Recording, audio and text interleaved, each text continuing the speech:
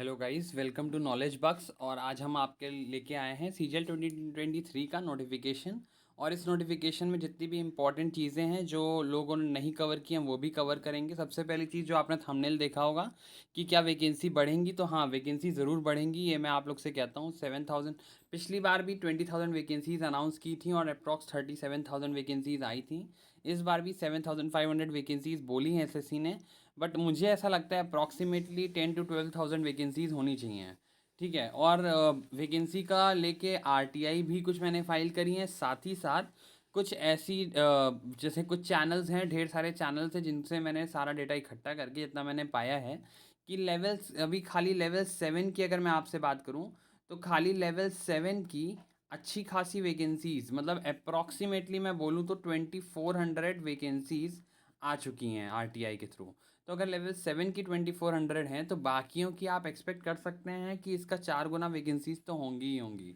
और we can expect कि हाँ, मतलब अप्रॉक्सीमेटली 12,000 वैकेंसीज होनी चाहिए एग्ज़ाम में इस बार। ठीक है, तो अब हम कंटिन्यू करते हैं। पहले मैं आपको इंपॉर्टेंट एस्पेक्ट्स बता देता हूँ, जितनी भी चीज़ें हैं सीजीएल को लेके इस बार, वो मैं आप लोग से एक बार बस शेयर कर देता हूँ। वो क्या क्या है कि जैसे कि सबसे पहली चीज़ कि जो 3 मई है, फॉर्म फिल करने की लास्ट डेट है 3 मई। और वही 3 मई जो लास्ट डेट है, यही 3 मई डेट हो जाएगी हमारे उसकी क्या कहते हैं कि जितने सर्टिफिकेट्स हमें प्रोड्यूस करने होते हैं ओबीसी डब्ल्यूएस एससी एसटी के, उसके लिए भी लास्ट डेट हमारी यही डेट हो जाती है कि आपको इस डेट तक अपने सर्टिफिकेट्स बनवा लीजिए जिन्होंने नहीं बनवाया है। और बाकी इसके बाद जो सबसे इम्पोर्टेंट पॉइंट है वो हमारा एज है, कि जो एज फैक्टर है, अगर आप 1/8/2023 तक 23 को आपकी एज रिकॉन की जाएगी, तो मतलब उस तक आप 27 ईयर्स के होने चाहिए। अगर नहीं है तो आप 30 ईयर्स के तो होने ही चाहिए। ठीक है, तो याद रखिएगा 1 August 2023 is the age of recording. And same date is the date of recording of education qualification. आप ग्रेजुएट देखिए लास्ट ईयर एलिजिबल हैं, बट उस डेट तक 1 अगस्त तक उनका फाइनल ईयर का रिजल्ट जो कि आ ही जाता है, आ जाना चाहिए। पर अगर 1% आप लास्ट ईयर में हैं और आपका रिजल्ट नहीं आया है 1 अगस्त तक, तो फिर आप एलिजिबल नहीं रह जाएंगे। ठीक है, तो अब बाकी बेसिक बेसिक बातें ये हैं कि टीयर 1 क्वालिफाइंग है, tier 2 is the merit maker, ये भी आप सबको पता है। वैकेंसी जैसे कि मैंने बताया 7,500 वैकेंसीज़ हैं जो ऑफिशियली आई हैं। 1,200 is most expected, 12,000 is most expected vacancies. अच्छा, इस बार जो वैकेंसीज जो हमारी निकली हैं उनमें से जो मुझे थोड़ी अलग वैकेंसी लगी वो लगी रिसर्च असिस्टेंट की वैकेंसी जो एनएचआरसी में है। ये वैकेंसी मुझे पिछले बार वाले उसमें नहीं दिखी अलग से उसकी एलिजिबिलिटी, इस बार इसकी अलग से एलिजिबिलिटी भी दिखाई जा रही है, जो कि है सिंपल ग्रेजुएट ही, बट फिर भी। तो ये कुछ अलग वैकेंसी है जो मुझे इस बार दिखी, तो मैंने कहा आप लोग को इसको स्पेशली दिखा दूं। और मैं सारे एस्पेक्ट्स कवर करूंगा, ऐसे भी एस्पेक्ट्स कवर करने की कोशिश करूंगा जो और लोग नहीं कर रहे हैं। जैसे कि आपके सामने जेएसओ लिखा है, जूनियर स्टैटिस्टिकल ऑफिसर, इकलौती ऐसी पोस्ट है जिसकी जो एज है वो 18 to 32 ईयर्स है। मतलब आप 32 ईयर्स तक इस एज के लिए अप्लाई कर सकते हैं। इसको अपने दिमाग में रखिएगा जो लोग जो ओवर एज हैं सीजीएल के लिए थोड़ा सा। तो आगे चलते हैं। आगे जो एक सबसे इम्पॉर्टेंट बात एक और है वो ये है कि इस बार भी देखिए पोस्टल असिस्टेंट सॉर्टिंग असिस्टेंट के हमने देखा कि आरटीआई के रिप्लाई में अभी तक क्लियरिटी नहीं मिल रही थी कि वैकेंसी है कि नहीं है। बट सीजीएल के नोटिफिकेशन में पोस्टल असिस्टेंट सॉर्टिंग असिस्टेंट दिया हुआ है।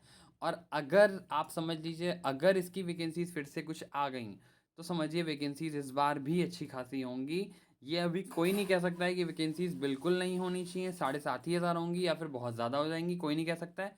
बट ये ज़रूर कह सकते हैं कि अगर इसकी वैकेंसीज अच्छी आ गई तो ज़रूर वैकेंसीज बढ़ जाएंगी। अच्छा, तो हम आगे चलते हैं। आगे जैसे कि हम नोट 1 देख रहे होंगे आप लोग। नोट 1 में बेसिकली क्या है कि पोस्ट एलोकेशन कैसे किया जाएगा ये बताया गया है।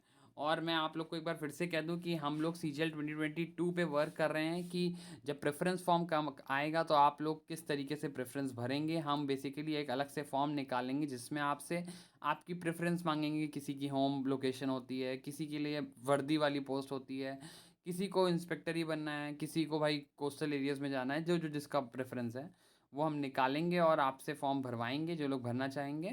और साथ ही साथ हम उनको फ्री सजेशंस देंगे रिगार्डिंग पोस्ट प्रेफरेंस। ठीक है, कि आपको क्या भरना चाहिए। अच्छा, और डिफरेंट जॉब प्रोफाइल्स को लेके भी हम वीडियो बनाने को सोच रहे हैं। एक साथ ही सारी जॉब प्रोफाइल्स को लेके वीडियो बनाने को सोच रहे हैं ताकि थोड़ा आप लोग के लिए ईजी हो जाए। अच्छा, अब हम आगे चलते हैं और एक और बात कि सीजीएल 2022 के लिए अब हम सोच रहे हैं कि चैनल में हम मैथ्स के सीजीएल 2022 के प्री के मैथ्स के सॉल्यूशंस लेके आएँ जो कि 2023 के प्री के लिए बहुत ज़्यादा हेल्पफुल हो जाएंगे। तो ज़रूर हमारे चैनल को सब्सक्राइब करिए, वीडियोस को लाइक करिए और हमारे चैनल पे और भी वीडियोस पड़ी हैं, जैसे कि अभी से हमारे चैनल में एसएससी के previous year idioms and phrases और इन सब पे वीडियोस पड़ी हैं, वो कैप्स पे, जो कि आपके सीजीएल में पूछी गई हैं, जो कि बहुत ज़्यादा एक्सपेक्टेड हैं आने की, फर्दर आने में। ठीक है। अच्छा, तो हमने बेसिकली ये सब पॉइंट क्लियर कर दिया। मैंने आपको बताया पोस्ट प्रेफरेंस किस तरीके से होगी, वो होगी आपके मेरिट के बेसिस पे, साथ में आपकी प्रेफरेंस लगेगी।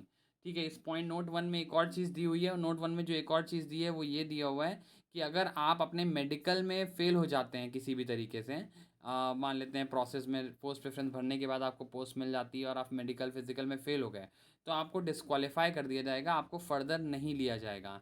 सिर्फ अभी तक एक ही ऐसा एग्ज़ाम हुआ है, वो है एनटीपीसी का, जिसमें अगर आप मेडिकल में डिस्क्वालीफाई होते हैं तो आपको दूसरे लेवल ऑफ पोस्ट के लिए चुन लिया जाता है, जिसमें मेडिकल क्वालिफिकेशन उतने ज़्यादा ना मांगे गए हों। बट इसमें ऐसा साफ साफ लिखा है कि अगर आप एक बार भी, जैसे मान लेते हैं इंस्पेक्टर में लोगों को पता नहीं होता है, लोग चाहते तो हैं इंस्पेक्टर बनना, बट एक हाइट मांगी जाती है 157 सेंटीमीटर की अप्रॉक्स होती है। अगर आप उतनी हाइट है तो आप ज़रूर बन जाते हैं, बट अगर नहीं है और आपने मान ली प्रेफरेंस भर दिया, आपकी 154 है, तो आपको वहीं से डिस्क्वालीफाई कर दिया जाएगा और कुछ नहीं मिलेगा। उसको लेके भी मैं आगे बताऊंगा वीडियो में। ठीक है, तो हमारा ये पॉइंट क्लियर हो गया होगा आई होप। अब हम चलते हैं आगे वीडियो में। वीडियो में जो आगे हमारे पास है वो आपका सबसे इम्पोर्टेंट आपकी जो एलिजिबिलिटी है। ठीक है, एलिजिबिलिटी जो कि बहुत बड़ी चीज़ नहीं है, बट हाँ एक काम की रिक्वायर्ड चीज़ है। वो क्या है कि जैसे असिस्टेंट ऑडिट और अकाउंट्स ऑफिसर के लिए आपको बैचलर्स डिग्री होनी चाहिए। देखिए, essential qualification is the most important qualification, desirable is not important. Desirable है नहीं है डज नॉट मैटर। ठीक है, what matters is just essential. ठीक है, तो एसेंशियल बैचलर्स डिग्री है असिस्टेंट ऑडिट और अकाउंट्स ऑफिसर की। जेएसओ की, देखिए जेएसओ के लिए एसेंशियल क्वालिफिकेशन ही अलग है। आप बैचलर के साथ साथ 60% हो आपके 12th में, तो आप एलिजिबल हैं। याद रखिएगा, इसकी एज भी जो हाईएस्ट एज है वो कितनी है, 32 ईयर्स है। ठीक है। हाँ, तो बैचलर्स के साथ अगर आप 12th पास हैं मैथ्स में तो आप एलिजिबल हैं, या फिर आपके बैचलर्स में स्टैटिस्टिक्स की डिग्री है आपके पास तो भी आप एलिजिबल हो जाते हैं। अब हम बात करेंगे स्टैटिस्टिकल इन्वेस्टिगेटर ग्रेड 2 के लिए, तो इसके लिए जो इम्पोर्टेंट है वो क्या है कि आपके पास स्टैटिस्टिक्स होने चाहिए 6 सेमेस्टर। 6 के 6 सेमेस्टर स्टैटिस्टिक्स है तो आप इसके लिए एलिजिबल हो जाते हैं। इस बार भी इसकी कुछ 40 के आसपास वैकेंसीज आई हुई हैं। अच्छा, अब हम चलते हैं जो हमारे सामने research assistant in national human right commission. जैसे कि मैंने आपको बताया, इसका पिछले नोटिफिकेशन में मुझे ऐसा कुछ मिला नहीं था, बट इसमें मुझे मिला है। तो इसमें भी देखिए बैचलर्स डिग्री है, बाकी desirable is not that much important. ठीक है। अच्छा, अब हम देखते हैं बाकी सभी पोस्ट के लिए आपके पास डिग्री होनी चाहिए, जितना आपको समझ में आया। इसके अलावा जो पैटर्न है, पैटर्न भी आपको समझ में आता होगा, सबने बता ही दिया है, उसमें कोई बड़ी बात नहीं, सीजीएल 2022 के जैसा है कि प्री क्वालिफाइंग और मेंस आपका पूरा दिया हुआ है। ठीक है, अब जो इम्पोर्टेंट पॉइंट है वो हम कवर करेंगे। इम्पोर्टेंट पॉइंट ये है कि देखिए, सबसे पहले तो आपको ये बता देते हैं कि जो पोस्ट होती हैं, कंप्यूटर नॉलेज और टाइपिंग दोनों चीज़ें होंगी। तो ये 13.8.10 आपको क्या कहता है, module 1 of section 3 that is computer knowledge test is mandatory. Mandatory मतलब भाई कंपलसरी है, बट क्वालिफाइंग इन नेचर है, मतलब अगर आप क्वालिफाई कर जाते हो तो आप हो गया इसमें पास। But however, while shortlisting the candidates for the post where CPT computer proficiency test is prescribed, test नहीं लिखा है, where computer proficiency is prescribed, जो कि कौन सी पोस्ट हैं, ये सारी पोस्ट हैं जिसमें लास्ट में PA है, एग्जीक्यूटिव असिस्टेंट, इंस्पेक्टर, ये सारी पोस्ट। इन सब में higher qualifying standards will be set in comparison to other post. मतलब जिस ये वाली जो कंप्यूटर प्रोफिशिएंसी वाली पोस्ट है, इनमें कंप्यूटर नॉलेज टेस्ट का एक हायर स्टैंडर्ड सेट किया जाएगा। जो क्वालिफाइंग तो जैसे 30% था, जो कि 18 मार्क्स था आउट ऑफ 60, ये सभी पोस्ट के लिए मैटर करता है। अगर आपके नहीं है इतने तो आप डिस्क्वालीफाई हो गए।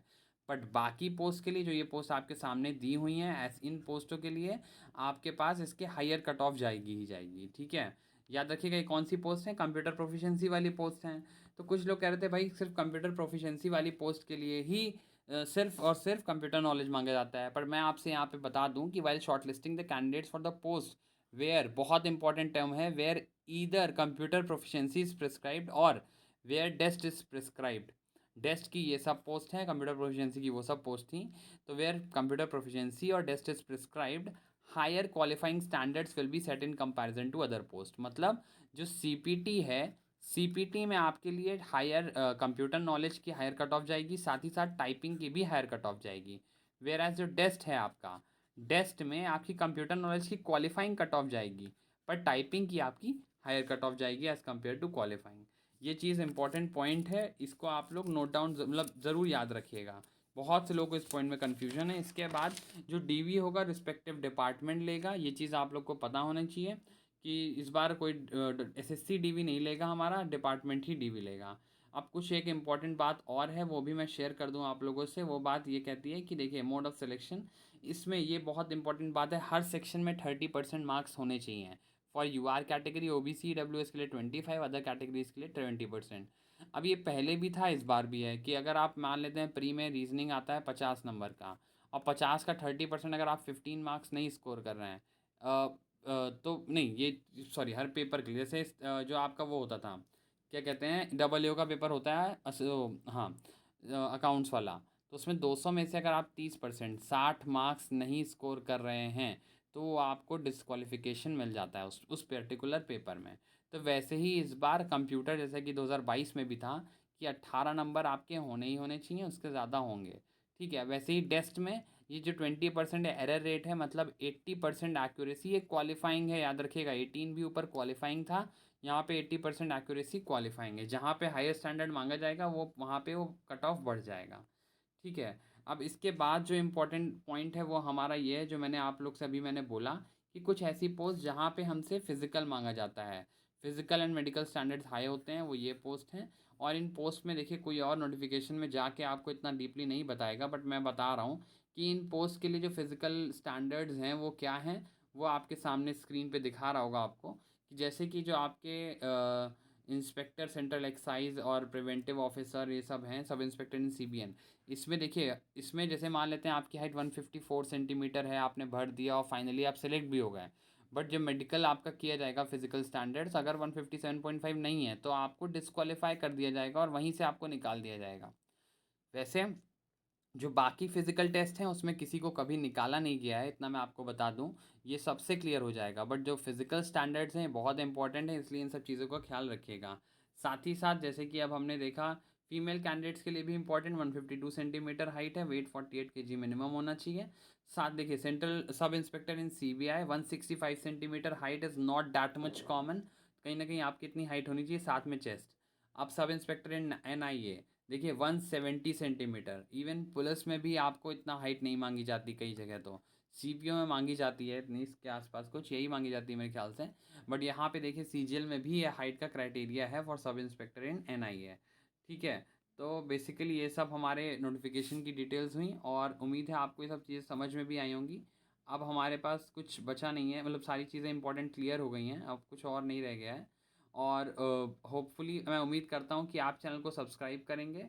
चैनल को सब्सक्राइब करिए, लाइक करिए, और हमें मोटिवेशन मिलेगा। हम बहुत ज़्यादा वर्क कर रहे हैं काफ़ी चीज़ों पे जो इम्पोर्टेंट हैं, जो कहीं ना कहीं पूछे जाने के चांसेस हैं, जैसे कि जो इम्पोर्टेंट कवर करने की ज़रूरत है जिनको, जैसे कि आपका पोस्ट प्रेफरेंस हुआ, आपकी वैकेंसी को लेके हमने आरटीआई फाइल कर दी है, हम सीजीएल प्री का मैथ्स का सोल्यूशन ला रहे हैं, इंग्लिश की रेगुलर वीडियोस अपलोड हो रही है हमारे चैनल पे। साथ ही साथ और जितनी भी रिक्वायर्ड चीज़ें होंगी वो हम करेंगे आपके लिए। तो आई होप कि आप लोग चैनल सब्सक्राइब करेंगे। Thank you very much, and this was from Knowledge Bucks. Okay.